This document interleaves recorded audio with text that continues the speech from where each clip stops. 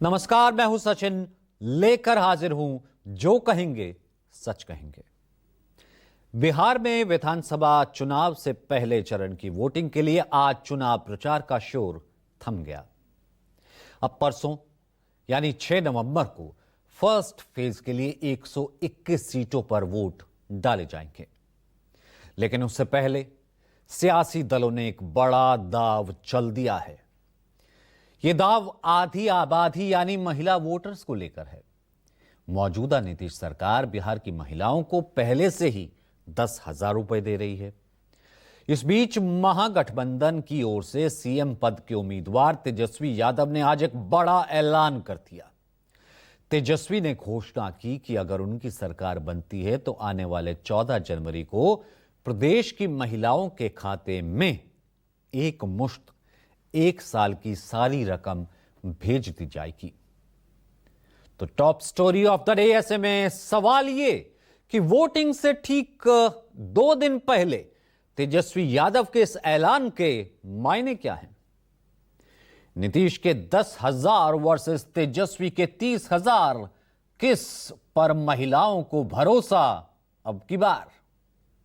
सवाल यह भी नीतीश की सत्ता के आधार तेजस्वी तोड़ पाएंगे इस ताकत को इस बार?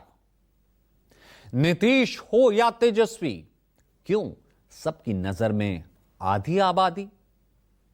बिहार के चुनावों में कैसे महिला मतदाता नतीजे बदलने की रखती है क्षमता? इस सवाल का जवाब ढूंढेंगे, क्योंकि इस पर आज जो कहेंगे सच कहेंगे।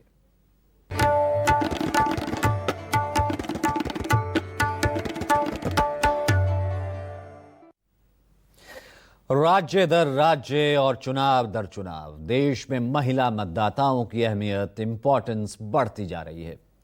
इस अहमियत को सियासी पार्टियां बखूबी समझती हैं। उनके नेता भी तभी तो इस वोटर वर्ग को लुभाने के लिए हर दल अपनी अपनी पूरी ताकत झोंक देता है।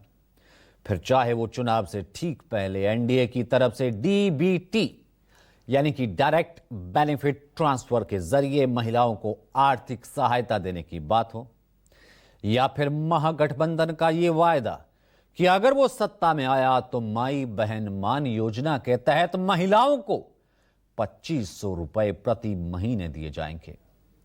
इससे भी तेजस्वी यादव ने आज एक बड़ी घोषणा की है।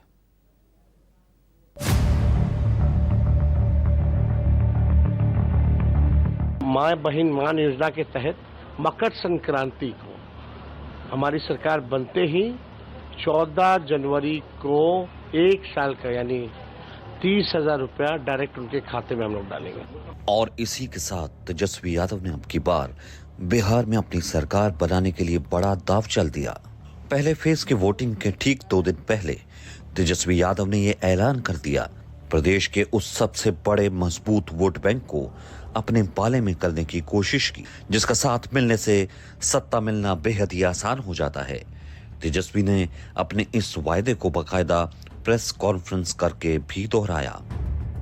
सरकार बनेगी और 14 जनवरी मकर संक्रांति के दिन माँ बहन मान योजना के तहत पूरे 1 साल का 30,000 रुपया माताओं बहनों के खाते में हम लोग डालने का काम करेंगे,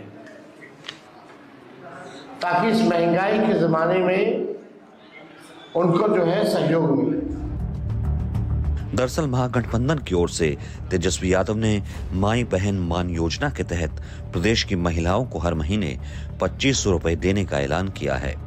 महिला वोटरों पर फोकस करते हुए तेजस्वी यादव ने न सिर्फ ये ऐलान किया है, बल्कि इसके अलावा भी कई घोषणाएं की हैं। हाल ही में महागठबंधन की ओर से जारी घोषणा पत्र के मुताबिक तेजस्वी प्रण में कहा गया है कि सत्ता में आने पर जीविका सीएम यानी कम्युनिटी मोबिलाइजर दीदियों को स्थायी कर उन्हें सरकारी कर्मचारी का दर्जा देकर उनके वेतन को 30,000 रुपए प्रति महीने कर दिया जाएगा। साथ ही जीविका समूह की दीदियों द्वारा दिए गए लोन के ब्याज को माफ करेंगे। साथ ही जीविका समूह की दीदियों द्वारा लिए गए लोन के ब्याज को माफ करेंगे। जीविका समूह की दीदियों को 2 साल तक ब्याज मुक्त ऋण दिया जाएगा। जीविका समूह की दीदियों को अन्य सरकारी कार्यों के निष्पादन के लिए प्रतिमाह 2,000 रुपए भत्ता दिया जाएगा। जीविका कैडरों का 5 लाख तक बीमा कराया जाएगा। इसके अलावा CLF, VO एवं समूह के अध्यक्ष और कोषाध्यक्ष को भी मानदेय दिया जाएगा। छात्राओं के लिए स्कॉलरशिप और विधवा पेंशन जैसे वायदे भी कर चुके हैं। महिलाओं को मातृत्व और पीरियड अवकाश सुनिश्चित किया जाएगा। तेजस्वी प्रण में महिलाओं को मुफ्त बस यात्रा की सुविधा सुनिश्चित करने का भी वायदा किया गया है। इसलिए 2,000 इलेक्ट्रिक बसें खरीदने का वायदा तेजस्वी ने किया है। अब इन वायदों पर बिहार की महिलाएं कितना भरोसा करती हैं, ये तो चुनाव के नतीजे आने के बाद ही पता चलेगा। लेकिन तेजस्वी ने यह ऐलान क्यों किया? इसका जवाब है बिहार में महिला वोटरों की खास ताकत। स्पेशल इंटेंसिव रिवीजन यानी SIR की पूरी प्रक्रिया खत्म होने के बाद चुनाव आयोग की ओर से 30 सितंबर को बिहार के मतदाताओं का फाइनल वोटर लिस्ट जारी किया गया। अब उसके मुताबिक प्रदेश में 1,63,000 सर्विस वोटर्स समेत कुल 7,43,55,976 मतदाता हैं। अब इसमें 3,92,07,804 तो हैं पुरुष और 3,49,82,828 महिला फीमेल वोटर्स हैं, वुमेन वोटर्स हैं। पुरुष और महिला वोटरों में अंतर देखें तो यह संख्या महज 42,24,976 है। संख्या भले ही पुरुष मतदाताओं की ज्यादा हो आबादी के हिसाब से, लेकिन मौजूदा वक्त में महिलाओं की तुलना में फिलहाल पुरुष एज रखता हो। लेकिन अब बारी वोट की आती है तो महिलाएं पुरुष वोटरों पर यहां हावी हो जाती हैं।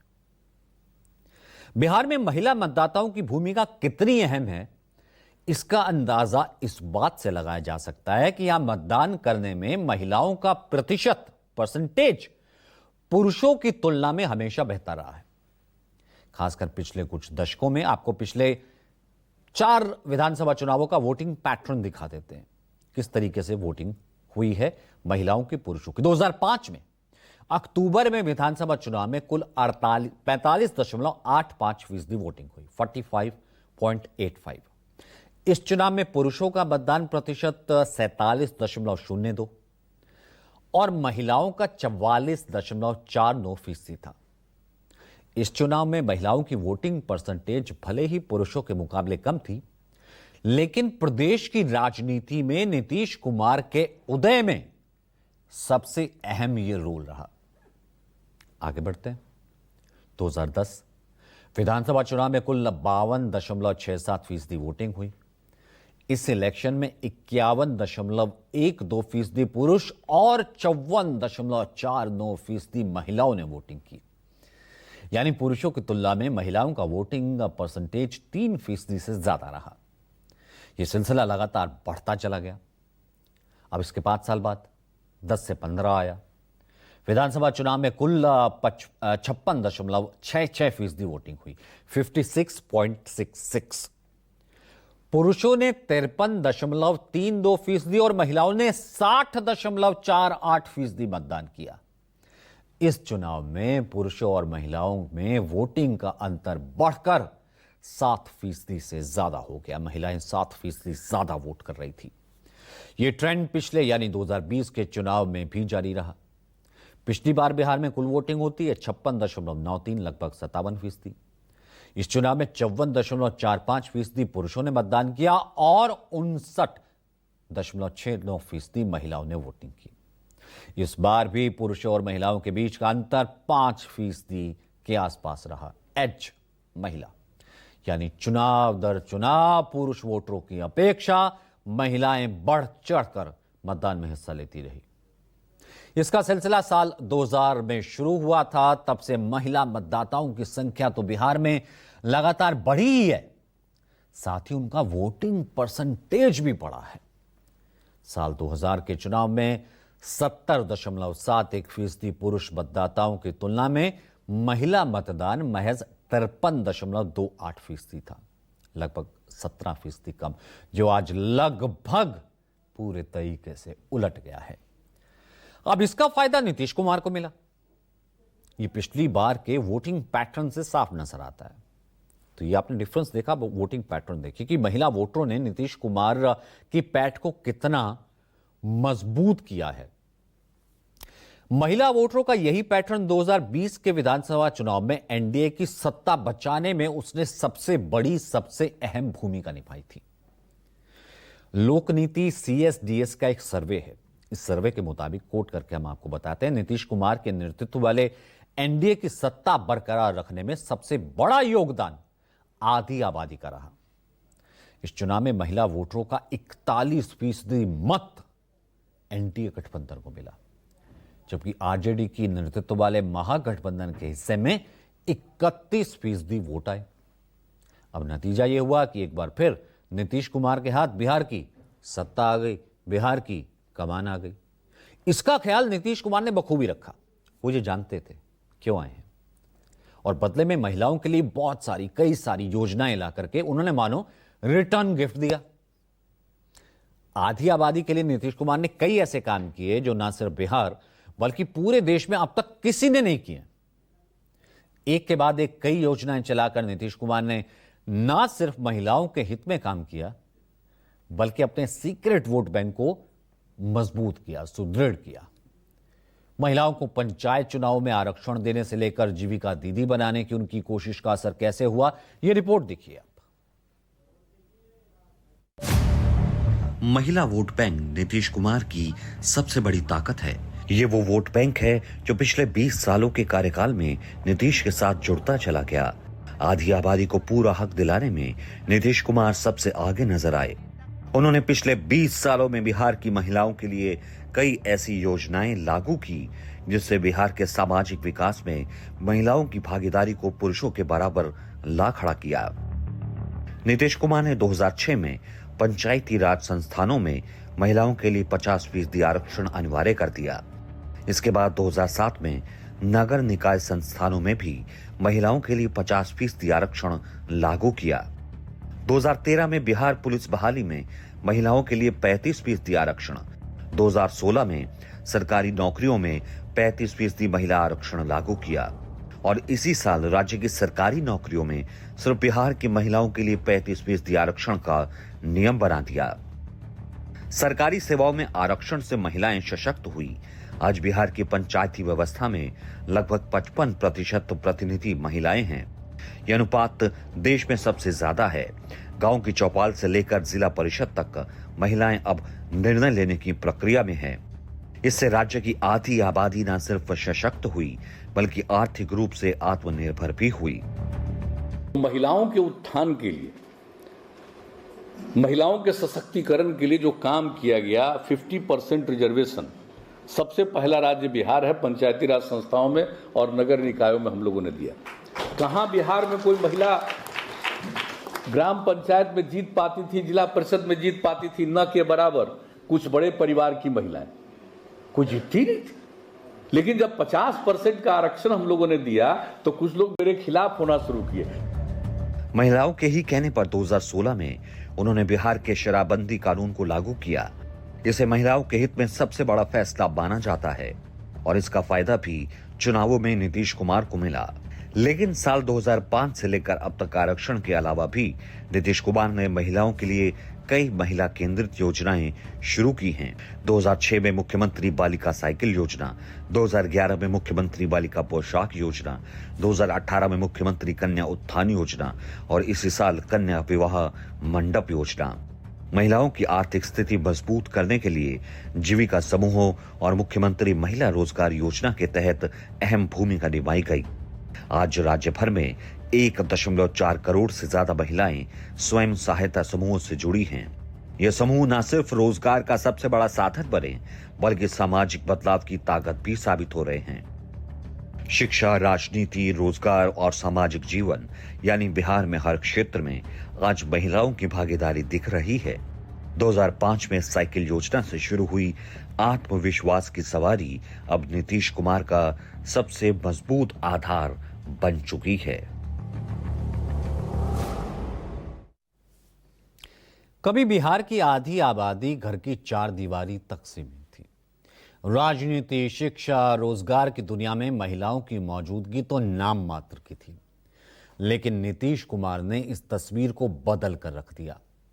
वहीं अब महिलाएं पंचायत भवनों में फैसले लेती हैं, स्कूलों में पढ़ा रही हैं, पुलिस वर्दी में कानून की रक्षा कर रही हैं और स्वयं सहायता समूहों में घर घर बदलाव की कहानी भी लिख रही हैं, भले ही देर से।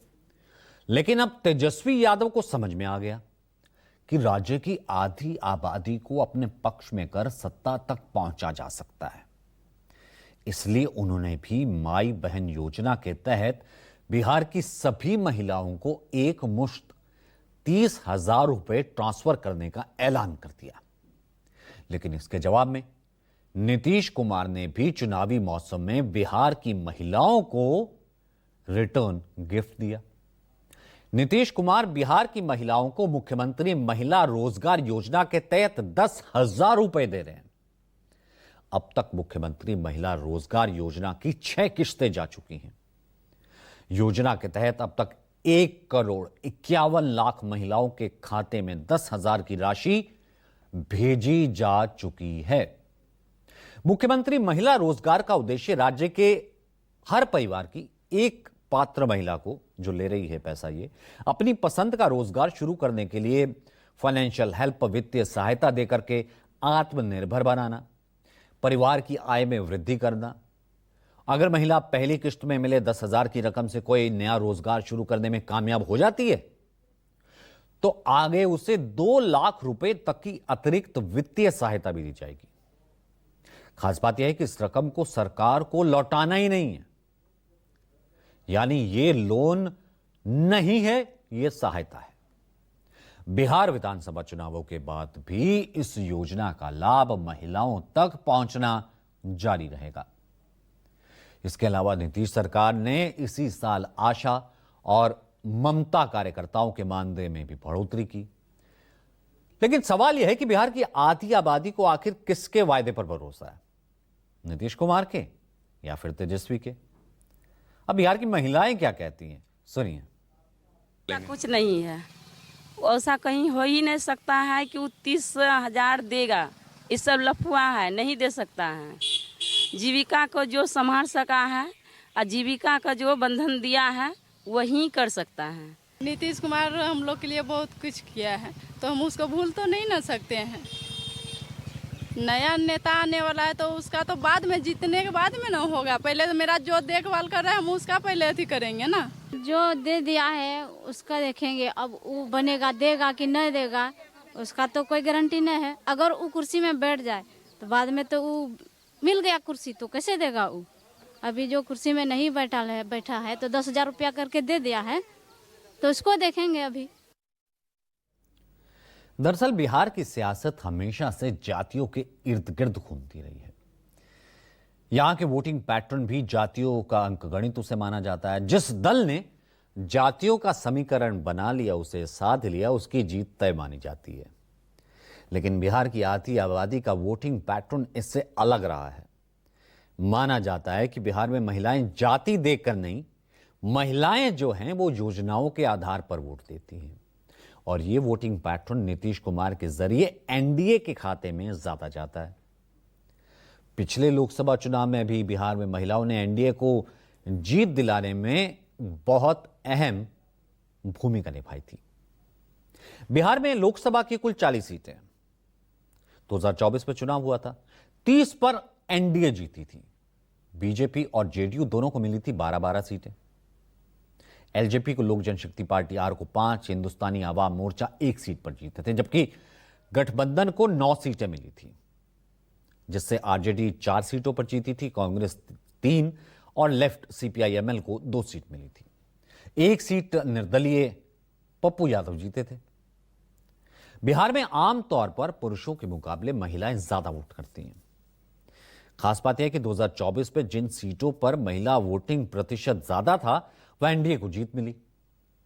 नीतीश कुमार के इस वोट बैंक के असर को पीएम मोदी भी बखूबी जानते हैं। बाकायदा अपनी रैलियों में इसका जिक्र करते हैं और इसे भुनाने की कोशिश भी करते हैं।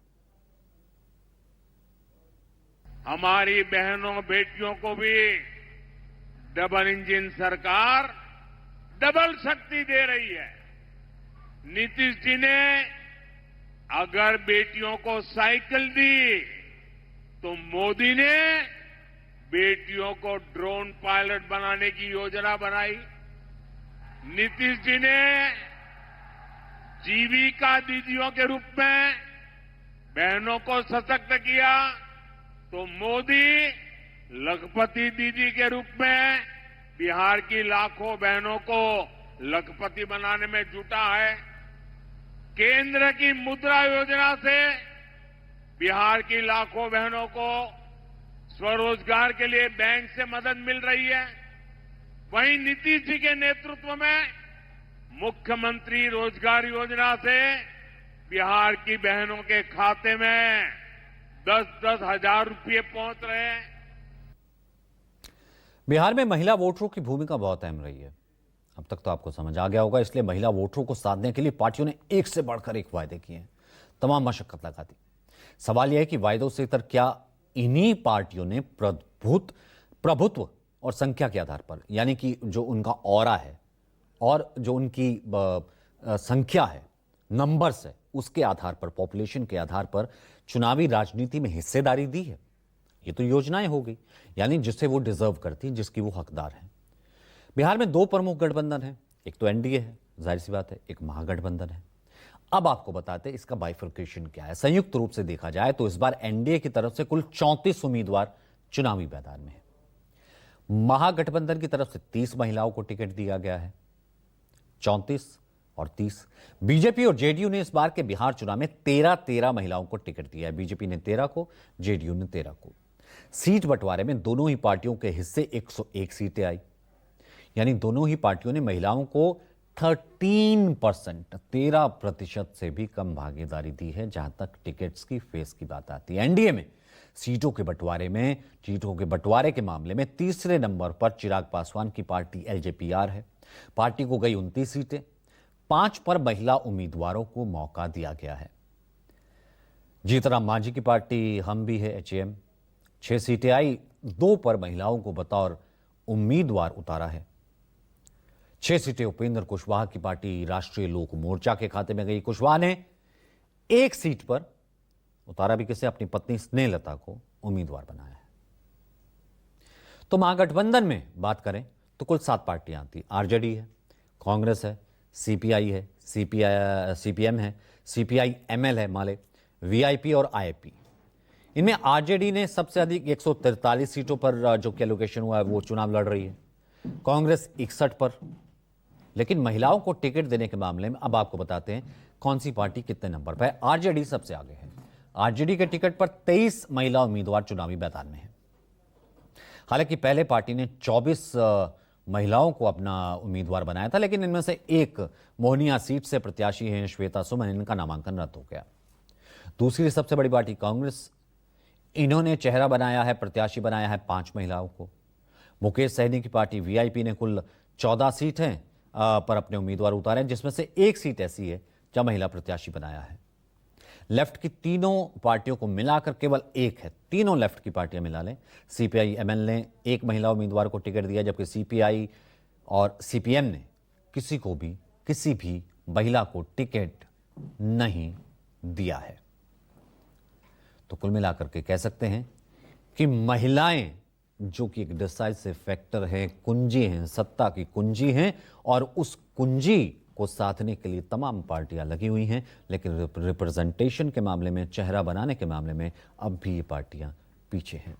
तो ये था आज का सच, जो कहेंगे सच कहेंगे में आज के एडिशन में इतना ही। फिर होगी आपसे मुलाकात, इजाजत दीजिए, नमस्कार। छोड़ जाते हैं सुपथा टी के साथ।